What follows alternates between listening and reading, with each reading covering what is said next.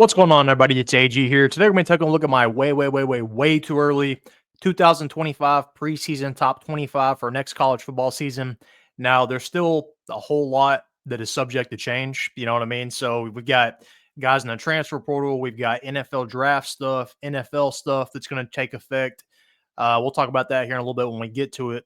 But so obviously, it's going to change throughout the offseason. I'll put out a couple more of these once we get to the season, because I know this season ain't even over yet. So as of filming of this, we are on the day of the college football playoff semifinals first game. Okay, so Notre Dame and Penn State that play today. So if anything changes by the time you're watching this, know that's why. First off, though, we do got some audible mentions. Before I get to that, though, do me a favor, hit the thumbs up button. It does help the algorithm, does help this get to more people. And if you are new here, hit that subscribe button if you enjoy this type of content. We're slowly getting to 3,000, trying to get there as quick as possible. And join me down in the comment section. Let me know your top 5 for next season. I'm not going to make you put the whole 25 in there because I know that's a lot. But first, I've got some audible mentions. Now, also on these audible mentions and on the list, like I said, we've got a lot subject to change. Like as of right now, right before I started filming this, Carson Beck, Georgia quarterback, entered the transfer portal. As of right now, the top 3 names are Miami, Ohio State, and Texas Tech. Now, that may change by the time you're watching this video. There's obviously a chance that could change. I was told from what I've seen that it's probably going to be a decision made within a week. Not necessarily where he transfers, but if he decides to go to the NFL draft or to the portal. Other quarterbacks that could have impact, you've got Quinn Ewers. Does he decide to go pro or does he enter the transfer portal? There were some rumors out there that Notre Dame or Miami might have offered him $6 million to enter the portal. Does that happen? And then another name to keep an eye on, speaking on the honorable mentions, is Kyle McCord at Syracuse. Does he get granted a 5th year of eligibility? If so, Syracuse would enter the top 25 probably. And then some other names, coaches-wise, to keep an eye on. Matt Campbell, he interviewed for the Bears job. Does he get it? We'll see. I don't know. He seems to interview for jobs every offseason and never changes, so I don't know. Dan Lanning at Oregon, there's some rumors he might go to the NFL. Steve Sarkisian, Marcus Freeman, same thing. So we'll see. But with that being said, let's go ahead and get in the honorable mention, shall we? All right, so these are in order. Starting at 31, Missouri. So Missouri loses a lot, but Eli Drinkwitz has been pretty consistent there. Now, he's had Brady Cook, so that has definitely helped with Brady Cook and Luther Burden. They lose them. They bring in Penn State's backup quarterback. So we'll see how he does. They paid him a lot, so I'm assuming they believe in him. So they could move up. Number 30, Minnesota. They had a good season this year. I think 8-5, pretty solid one. Nebraska. Matt Rule has proven he can turn around programs before. They've got Dylan Raiola, Patrick Mahomes Jr. at quarterback, so they've done good done pretty good getting talent there. 28, Kansas. They should have been a lot better this year than they were. They kind of wreaked havoc on the Big 12. They decided to, I guess Kansas took it upon themselves to make sure the Big 12 didn't have 2 teams, because if they would have not beat BYU, the Big 12 would have had 2 teams in it, in BYU and Arizona State. So Kansas, they've got Daniels back. They should be pretty good again with Leipold. They should be improved this year. Miami, 27, Mario Cristobal, always going to have talent on the roster. Now, if he gets a quarterback in, that's the big question mark here. They'll move into the top 25. As of right now, they don't. And then 26, Syracuse. This is dependent on Kyle McCord. He broke the ACC record this year for most passing yards in his first year from Ohio State. Fran Brown had his first year as head coach. So Syracuse definitely could trend up if Kyle McCord gets that extra year eligibility and depending on what happens in the transfer portal. All right, let's get in the top 25 here. All right, sorry about that. Number 25, Texas A&M. Solid season, 8-5 in year 1 under Mike Elko.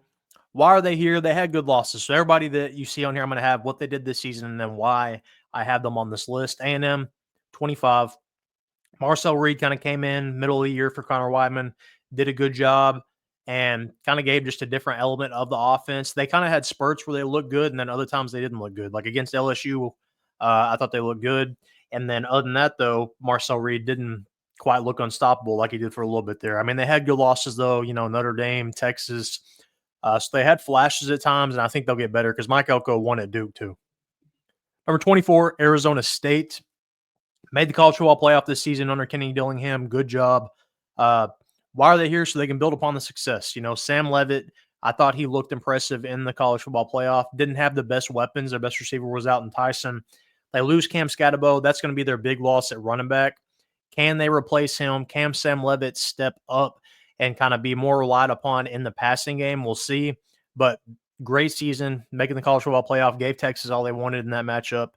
So I was impressed with Arizona State and Kenny Dillingham this year. 23, Kansas State, a team that I thought would be a little better this year. I know some 9-4 is not bad, but I thought they'd kind of be trending towards the college football playoff this year, and they just really weren't. Avery Johnson, I've heard from some Kansas State fans, they think he has a Heisman run capability in him. He has been talented when I've watched him. You know, kind of the main reason that Ohio State has Will Howard right now is Avery Johnson took his spot basically at Kansas State and pushed him out the door. So Avery Johnson has talent. Kansas State's good. You know, I'm saying they had a down year and it was nine wins. It's not bad at all. But Big 12 is definitely winnable. I think Kansas State's talented enough to win it, but we'll see. They haven't quite done it yet. Number 22, Georgia Tech. This season, 7-6. Why? Haynes King, dual threat quarterback here. They actually had a pretty solid season as far as who they lost to. Gave Georgia all they wanted in that rivalry game, but Haynes King, and I think that team is only going to get better since Pry has been there. Haynes King, though, can win you a game by himself. Transferred from A&M a couple years ago, can run the ball, can throw the ball. The ACC, as we've seen, is not just super top-heavy as far as there's teams that you can beat. You can get wins. You can win the ACC probably. The only consistent one is Clemson. Other than that, teams are going to move up and down each year. So Georgia Tech could, go up the throne, take like SMU did this year. It's definitely possible if they get a favorable schedule. Number 21, Iowa. So why are they here? Consistency. This season, 8-5. They're going to be at worst 8-5 again, probably. The defense is going to be good. They're going to have a run game under Kirk Ferentz. They've got a quarterback coming in, Gronowski, I think is how you say his name, pictured here. He's won 2 FCS championships, and their offense actually looked a little better this year under Tim Lester. So they're going to add a little bit of element of offense to pair with their defense. But if he can actually, he's won championships at the Division II level. Yes, it's a different animal, but he's a winner. And he can pass, he can run a little bit. So we'll see if he can translate that to the FBS level. If he can, Iowa might have hit a gem here. And Iowa, like I said, they're at worst 8-5 probably. They're very consistent. They're 1 or 2 wins away from stinking into the playoff every year, so we'll see what happens. Number 20, BYU, 11-2 this season, return a ton of their players, including their quarterback. 1 loss away from making the playoff this year. They beat SMU. They lost to Arizona State and Kansas at the very end of the season. If they didn't lose to Kansas, they would have made the playoff. And we saw what they were capable of in the bowl game, beat the crap out of Colorado. And again, they had the win over SMU. BYU is a talented football team this year. And with what they bring back under Kalani Sitake, no reason they can't win the Big 12 again. No reason they can't make the college football playoff next year. BYU, team to watch. Number 19, sticking with all the Big 12 teams right in this little area, Iowa State. Sorry, guys, long video. I'm getting thirsty here. So this obviously hinges on, does Matt Campbell go pro? Because if he did, decide to take the Bears job or something like that, you'd probably see a ton of transfers. But really great season this year for Iowa State football, 11-3. Why are they here? They return a ton of key pieces again. I said this last offseason. They were young the year before. They had all their guys back. Well, they're all back again. You got Rocco Becht back again at quarterback. You got probably Sabu back at running back. And the Big 12 is there for the taking. This is the last Big 12 team in my rankings. I've named every one of them so far. So the Big 12 is there for the taking. It was there for the taking this year, but Iowa State, 11 wins. Like you can see, they had the most wins out of all these teams in the Big 12. And with what they return back, I think it's a 3-headed race to the top. Kansas State, BYU, Iowa State. One of those 3 teams probably wins it unless Arizona State gets a good running back in. But Iowa State, I've been impressed. 11-3, they beat Iowa this year. So all in all, a pretty good season. Number 18, Michigan. All right, so can Sharon Moore get this Michigan team back to what they were? This season, 8-5, not the best year, but they kind of turned it on at times. They were talented. Why are they here? Their offense is trending up. Their offense can't get any worse than it was this year. They were probably a quarterback away from being a borderline college football playoff team, in all honesty. I don't know. I can't believe they couldn't find a quarterback. I thought Alex Orji would be a little better, but apparently it was bad because, he couldn't even start for them. With all the talent they had Donovan Edwards at running back. They had another running back as well. Defense was absolutely stacked, had the best tight end in the country. I mean, there's no reason Michigan should have been 8-5. Yes, they beat Ohio State, but your season's got to mean a little more than that. They should have been a playoff team, or at least borderline playoff team. But again, that offense, I don't think it can be that bad again. I don't think it's possible. You know they're going to have a run game. Excuse me. You know they're going to have a good defense that's stacked. So if Underwood hits, and from all implications from what I've heard, the dude can play. Was originally committed to LSU, flipped his commitment to Michigan. So if he hits, Michigan, team to watch out for. All right, number 17, staying in the Big Ten, Illinois. Excuse me. All right, Illinois coming at 17, 10-3 this year, one loss away from the college football playoff. If they didn't blow that game from Minnesota, they make the playoff. They had 2 losses to 2 college football playoff teams. What I've heard from Bielema in the offseason is that their goal now, build upon this year, make the playoff with one last loss at least. They return a lot from this year. Luke Altmaier lost to Penn State this year, but we're competitive with them. I think Illinois is a solid team. And with what they return, if they can get a favorable schedule in the Big Ten, Brett Bielema's fairly consistent. And with the talent they have coming back, there's no reason they couldn't be a top 15 team next year. Number 16, Vanderbilt. All right, maybe a little high, admittedly, but this season, 7-6. They had flashes at time, beat Alabama. Good game against Georgia Tech at the end of the season. And they were competitive. You know, they played with Texas a little bit, and they're only getting better. Diego Pavia, head quarterback, really exciting to watch. They're definitely trending up. You can tell that by watching them. They return a lot of pieces from this season. I think Vanderbilt's only going to be better next year. Number 15, Ole Miss. Okay, so this is really giving Lane Kiffin just the benefit of the doubt. This season, they were 10-3, probably a little disappointing because this is probably the most talented team he has had.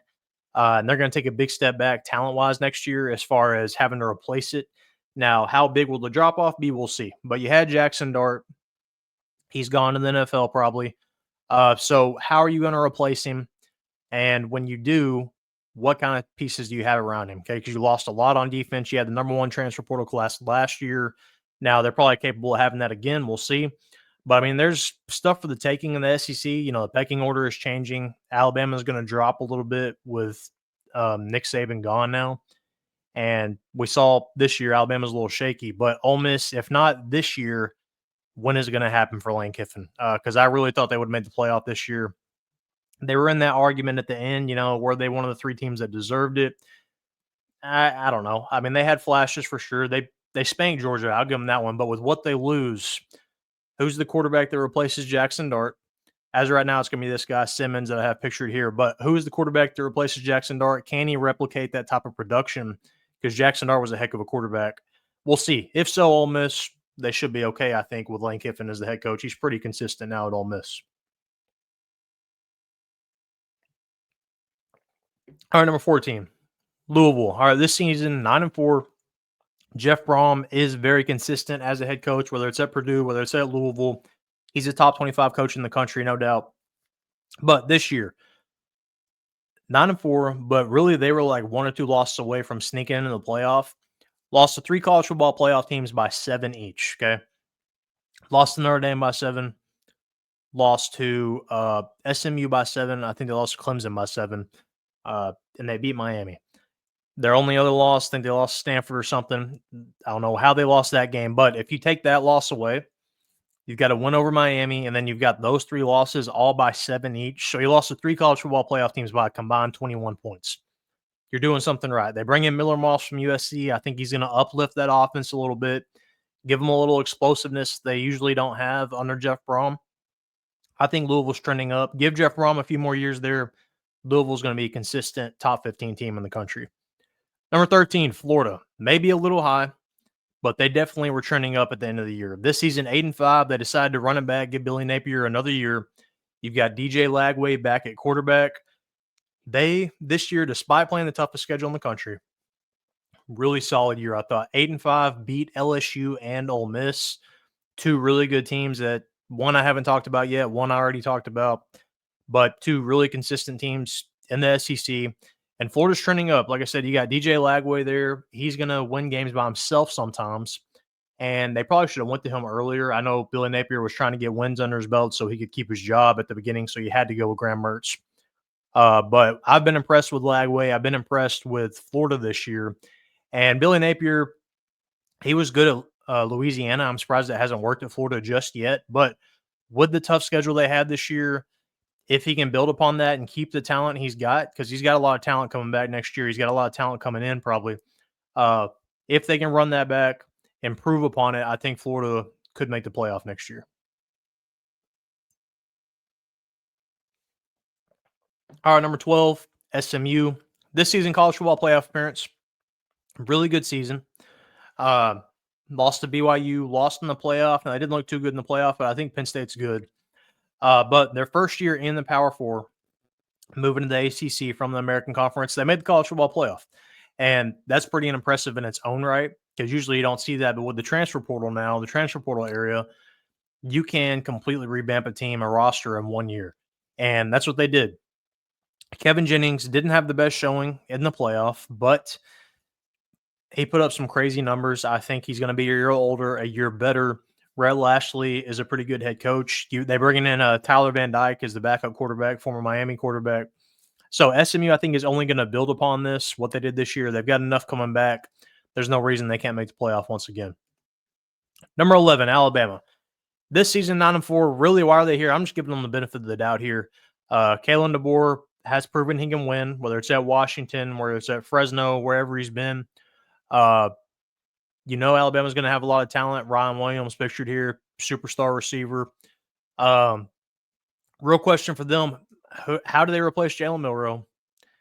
Who replaces Jalen Milroe? So how do they replace him as far as how do they adjust their offense to not just rely on him? Because they had flashes this year. I mean, you take that first quarter against Georgia, this is the best team in the country. But they weren't consistent enough with that. After that, they just plummeted. They lost to Vanderbilt, lost to Oklahoma. Really questionable year for Alabama. And I don't know if Kalen DeBoer, it might be boomer bust here. Like if he has another year like this or worse, I think he's gone because Alabama has such high standards and they should. There's no reason they should have been what they were this year. They should have made the playoff. Not saying they should have literally, but they were talented enough to make the playoff. No reason they shouldn't have made the playoff. Kalen DeBoer is a good head coach. So, and he had the most talent he's ever had probably on this roster. Now, the SEC is a complete different grind than he had in the Pac-12 with Washington, but still. I thought Bama, they really disappointed me this year. I thought they'd be a little better. And like I said, judging from that first quarter against Georgia, they looked like the best team in the country. And then to end up 9-4, what a disappointment. But we'll see if they can replace Milroe and kind of fit more of Kalen DeBoer's scheme, because I know Milroe wasn't necessarily that scheme. DeBoer likes to throw it a lot more. So if they can replace that and replace his production in some form or fashion, Alabama should be okay. But this is more like Ole Miss, kind of just giving them the benefit of the doubt. Number 10, LSU. This admittedly may be a little high for LSU, but the reason they're here, 9-4 this season, that was called a so-called down year. If your down year is 9 wins, you're doing something right. They return a lot of their guys. Brian Kelly, I know he gets a lot of crap, but he's been pretty consistent as a head coach. Did a good job at Notre Dame. Every coach before him, like the last 3 hires, have won a national championship at LSU. Not saying that's going to happen here, but Brian Kelly can win. He's done a good job at Notre Dame. LSU wasn't given just the easiest job. Orgeron didn't do a very good job there, I didn't think. They've got a lot of their guys coming back. Garrett Nussmeier, pictured here. He was kind of spotty at times, but he put up some really good numbers, so their offense should be better with what they just have coming back in general. So I don't see how LSU can be worse with what they have coming back. Number 9, Tennessee. So they made the college football playoff. Josh Huepel, really consistent as a head coach. He's done really good things, whether it be with Joe Milton, whether it be with Nico. Their problem, they're losing their running back in Sampson. I think he won SEC running back of the year. They just ran into a buzzsaw when they got to the playoff. Like, there were questions when it happened. Okay, should Tennessee have even been in? But, yeah, they ran into the Buckeyes. And the way Ohio State has been playing these first 2 rounds, I mean, anybody was going to lose to them if they were playing like that. But Tennessee, with Nico coming back, with the talent that Josh Huepel brings in, with Josh Heupel's consistency as a head coach, he's won at UCF, he's won at Tennessee. I think Tennessee will be solid once again. Number 8, Oregon. This season made the college football playoff, went undefeated, were the number 1 team for most of the season until they ran into Ohio State again in the playoff. They won the Big Ten this year, and I didn't think that would happen, admittedly. I thought their first year transferring in from, coming in from the Pac-12, I thought they would struggle with the week in and week out grind, and it didn't happen. Now, this is dependent upon Dan Lanning. Does he lead to go pro? I don't think it'll happen, but we'll see. But they're losing Dillon Gabriel, quarterback. That's going to be a big loss. He put up some serious numbers. Really good quarterback. You've got Dante Moore, former UCLA quarterback, should be the heir apparent to Dillon Gabriel. So their offense is going to be good regardless. Dan Lanning is a pretty good defensive coach. Their defense should be good once again. So Oregon coming in number 8, I think they should make the playoff again. Because, like I said, this year I was skeptical going in. I was like, yeah, they can probably win one game against Ohio State, but can they week in and week out take the grind in the Big Ten? And they did. They ended up winning the Big Ten championship. I was impressed. Number 7, Notre Dame. This season, college football playoff appearance still playing as of the filming of this video, and they're consistent. Okay, now they allow themselves to be consistent with the schedule they have. The one thing with them, they got to get out of the habit of Marcus Freeman losing to a crappy team after a big win. They beat A&M, they lose to Northern Illinois. Happened a couple years ago, same thing. They lost to Marshall. And that's just a common issue with Marcus Freeman. So he's going to have to improve that. They've got Jeremiyah Love coming back at running back, one of the best running backs, if not the best running back in the country next season. They're going to have a good defense, a good offensive line, a good tight end. This year, they just kind of lack the downfield threats that you would like to see Notre Dame have. Maybe a big receiver, maybe a good quarterback. And Riley Leonard is a good quarterback, just not passing-wise. He doesn't really have those weapons to help him be explosive, but he's a good runner. We'll see who they bring in. They've said they're not going to bring in any transfers, but we'll see. That was the rumor that Quinn Ewers was offered a ton of money to go to Notre Dame, so we'll see if that happens, comes to fruition. If not, we'll see what kind of 4 stars, 5 stars they've got waiting in the wings to take over for Riley Leonard. But as of right now in the semifinals, really good job. Number 6, South Carolina. This season, 9-4, probably had the best argument out of anybody to actually get in the playoff that didn't, out of those little Alabama, Ole Miss, 3 teams in the SEC. Why are they ranked this high? Lanorris Sellers. This guy, quarterback, is a monster. He's a future NFL, probably number 1 overall pick, I would say. He's got the tools. He's big. He's fast. He's got a rocket arm. He's good. He's very impressive.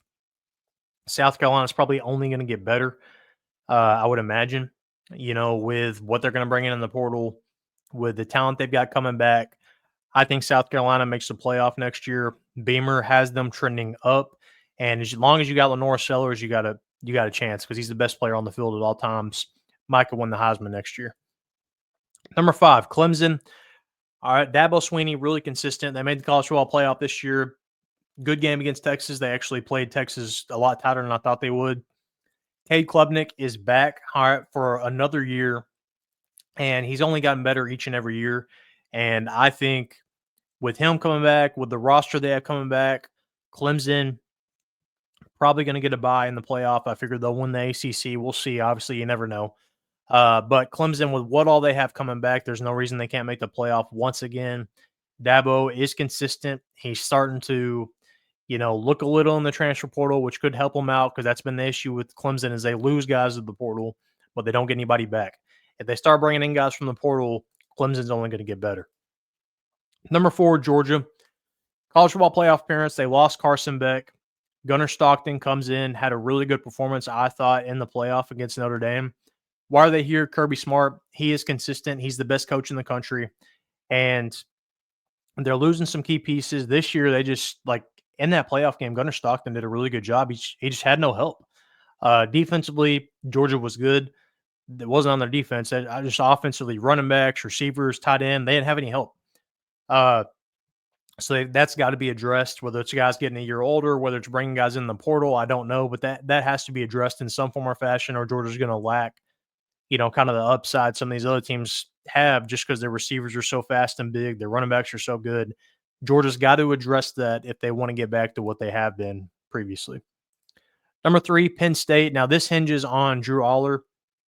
He has said he's coming back, but there are some rumors that if he has a really good college football playoff that he could get some NFL draft buzz just because of his build. He could get a first-round grade. So we'll see, what happens with that. Now, this year, they're in the college football playoffs, still playing in the semis. Like I said, they have the best losses in the country. They've only lost to the Buckeyes and Ohio State. Ohio State and Oregon. And so that's by far the best losses out of anybody. Really close competitive games, too. I think they were both 7 points. So Penn State, definitely competitive. I think James Franklin is a solid coach. I know he gets a lot of crap, but I don't think he's a bad coach. They're consistent. And if they got Drew Roller back, he's only going to be a year older, a year better. Think the same thing with Cade Klubnik, except more NFL upside. They are talented this year. They're going to play good defensive football, run the football, that type of football. But they're super talented. Penn State coming in number 3. Our number 2, Ohio State this season, still in the playoff. Why are they here? NFL talent. They're going to lose a lot this year, admittedly. Going to lose Will Howard at quarterback. They're going to have to replace him. Now, who will it be? Will it be a guy that got waiting in the wings at quarterback? Will it be a transfer? Like I said, Carson Beck earlier, some rumors about him. They're going to probably lose their running backs, Henderson and Judkins, although there are some rumors Judkins might come back. They've got Jeremiah Smith out at receiver, best receiver in the country, going to be a future top 5 NFL draft pick. He's huge target for any quarterback. Defensively, they're going to lose JT Tuimoloau, Jack Sawyer, probably Denzel Burke, but they've got Caleb Downs back at safety, so that's going to help them out as far as a leader on defense. But going to have to find a replacement at quarterback, but he's going to have weapons. Going to have to fill in some places on defense, in particular the D-line. And Ohio State's going to load up in the portal. They're going to put money towards the NIL, so that's going to definitely help them there. But if they can find a quarterback, I think Ohio State will be good once again next season. They're going to be good no matter what because if they're Ohio State, they're consistent. But as far as championship level or not, we'll see. Depends on probably the quarterback. All right, number 1, I've got Texas. This season, 12-1. All right, still in the college football playoff. Why are they here stacked on talent? Now, similar to Ohio State, except I know who Texas quarterback is going to be. It's Arch Manning. Now, I haven't just been sold on him. I'm not one of the guys that thinks he needs to be in for Quinn Ewers and stuff like that. But with what they return, they bring back their running back, Wisner. They've got some pieces on defense coming back, key pieces, Anthony Hill, Simmons, Colin Simmons. So they're going to have guys. They're going to bring in guys from the portal. They got the number 1 recruiting class right now at the moment. So they're going to bring in dudes to replace those guys. But if Arch Manning is truly what I'm hearing and what, has been said, then Texas is going to be legit next year once again. And these 3 teams at the top, that's why, is just they're year in and year out pretty consistent with the rosters they have right now. Now, we'll see if Steve Sarkisian goes to the NFL. We'll see if Quinn Ewers goes to the NFL. I think Quinn Ewers is for sure gone. Now, whether that's to the NFL or to the portal, to be determined. But Texas coming in number 1. I'm not super confident in Texas winning the national championship next year just because I'm not sold on Steve Sarkisian. But we'll see. By the time I'm done making this video, he may win a national championship, so we'll see. But those are my current way too early preseason college football top 25 rankings. Let me know your top 5 down in the comment section. Like I said, if you made it this far, hit that thumbs up for me if you haven't yet. It does help with the algorithm. And if you are new here, hit that subscribe button for me for more college football. But thanks for watching. Until next time, AG.